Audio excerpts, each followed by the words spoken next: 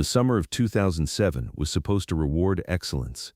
7 straight A students from Portland's poorest neighborhoods had earned a week at Camp Excellence, all expenses paid by their devoted principal. But when search teams found the crashed bus at the bottom of Cascade Canyon, it was empty. No bodies, no blood trail, no footprints leading away. Just 7 backpacks and a mystery that would take 17 years to solve. June 14, 2007. Portland, Oregon. A yellow school bus sat idling outside Jefferson Middle School at 7 a.m., detailed with a hand-painted banner, Camp Excellence, where winners shine. Principal Richard Lawson, 53, stood by the door with his clipboard, checking off names as students climbed aboard. 7 kids, the best and brightest from a school where most never made it to college. Their reward for perfect grades, a free week in the Cascade Mountains, swimming, hiking, campfires, the childhood experiences their families couldn't afford. Marcus Williams, 14, chess champion, headed to Magnet High School. Sofia Hernandez, 13, spoke 3 languages, dreamed of being a diplomat. Tyler Chen, 12, math prodigy, already taking calculus. Emma Martinez, 13, wrote poetry that made teachers cry. Jamal Thompson, 14, science fair winner 3 years running. Katie O'Brien, 12, youngest but reading at college level. And David Patel, 13, computer genius before that meant much. Frank Morrison, 61, had driven school buses for 23 years without incident. Quiet man, lived alone, perfect safety record. He'd volunteered for the camp run because it meant overtime pay, and he needed the money for medical bills. Loaded the kids' bags while Lawson gave parents final reassurances. They'll call from the camp tonight, he promised. Every night at 7, like we discussed. The parents waved goodbye, proud their children had earned something special, trusting Principal Lawson, who'd fought for funding, organized everything, made their kids feel like they mattered.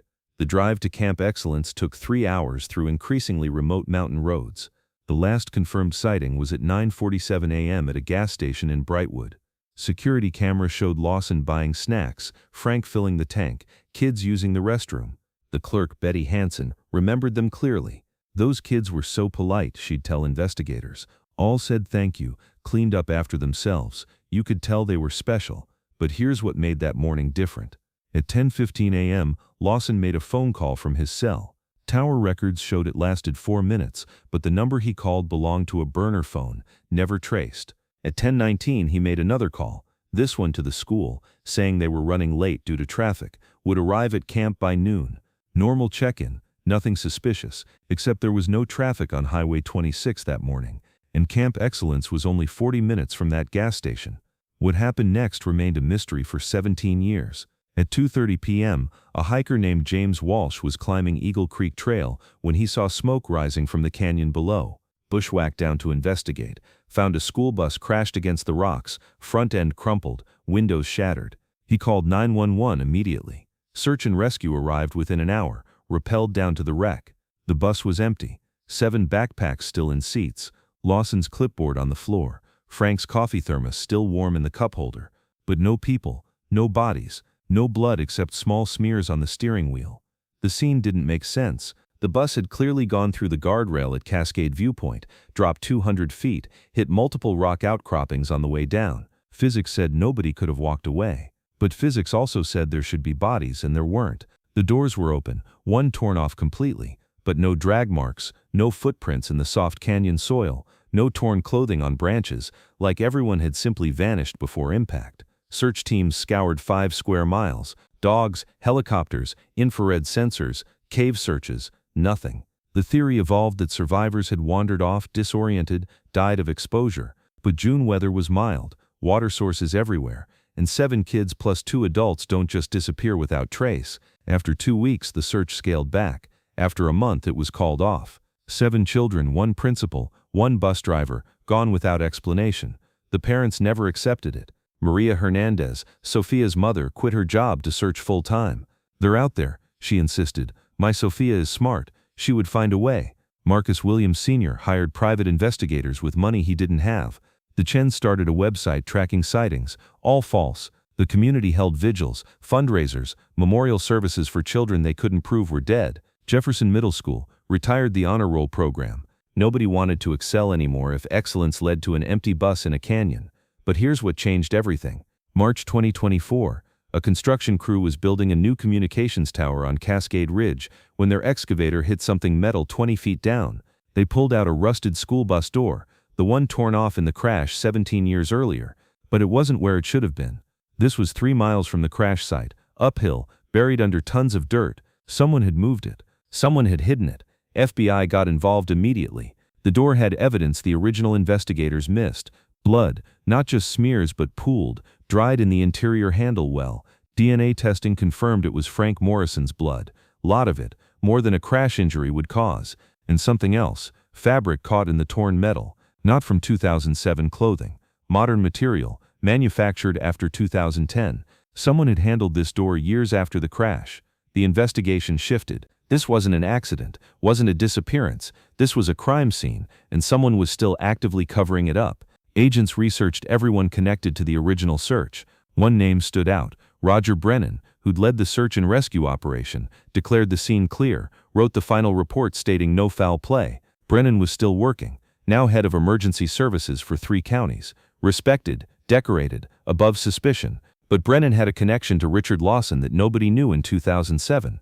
They'd served together in the Army, same unit, discharged the same year, and Brennan had massive debts in 2007, his daughter's leukemia treatment, house in foreclosure, desperate for money. FBI pulled his financial records. 3 days after the crash, Brennan had deposited $50,000 cash into various accounts, claimed it was inheritance from an aunt who didn't exist. April 2024, agents confronted Brennan at his home, 64 now, gray-haired grandfather, pillar of the community. He broke within an hour. Lawson planned everything, he said. I was just supposed to make sure nobody looked too hard. The truth was worse than 17 years of speculation. Lawson had been selling children, not randomly but specifically selected, smart kids from poor families, the kind whose parents trusted authority, who wouldn't have resources to investigate. Camp Excellence never existed. The website, the brochures, the permission slips, all fake. The plan was to drive the kids to a transfer point where buyers were waiting. International adoption black market. Rich families who wanted proven intelligent children would pay hundreds of thousands per child. But Frank Morrison figured it out. Somewhere on that mountain road he realized they weren't heading to any camp. Maybe Lawson said something, maybe the route was wrong, maybe Frank just felt it. He fought back, tried to turn the bus around. Lawson shot him. Brennan provided the gun, untraceable, but Frank managed to crash the bus deliberately, trying to save the kids, bring attention. The bus went through the guardrail at 60 miles per hour. The crash didn't kill anyone initially. The kids were injured, traumatized, but alive. Lawson called Brennan, panicking. The buyers were waiting, hundreds of thousands in cryptocurrency ready to transfer. They couldn't leave witnesses, so Brennan arrived not as rescue but as cleanup. He brought zip ties, chloroform, a van, loaded 7 injured children while they were unconscious, drove them to the buyers anyway. Some were probably dying. The buyers didn't care. They had medical facilities, could save who they could save, dispose of who they couldn't. Lawson and Frank's bodies were removed, the scene staged to look like everyone had wandered off. Brennan led the search, made sure it looked thorough, but found nothing, filed reports that discouraged further investigation. The blood on the steering wheel was planted, just enough to suggest injury, but not death. The door was torn off and hidden because it had too much evidence.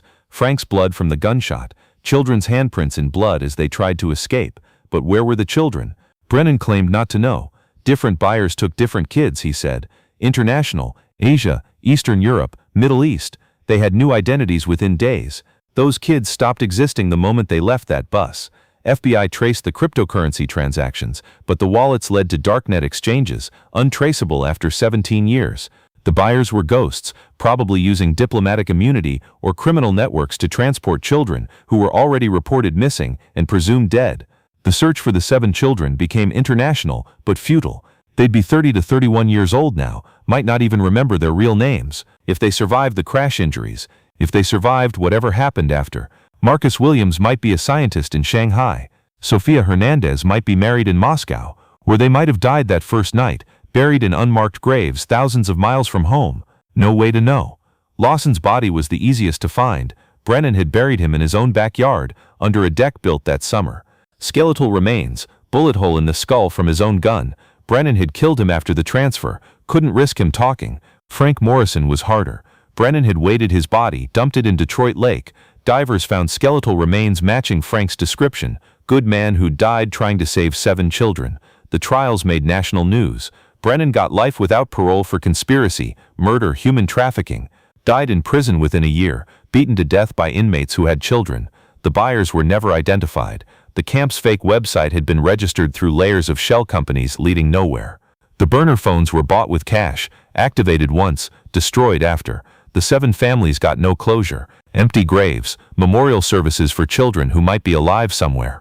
Maria Hernandez still searches faces in crowds, looking for Sophia's eyes. The Chens hired a detective agency that specializes in trafficking victims, spent their life savings on leads that go nowhere. Katie O'Brien's parents divorced, couldn't survive the grief together.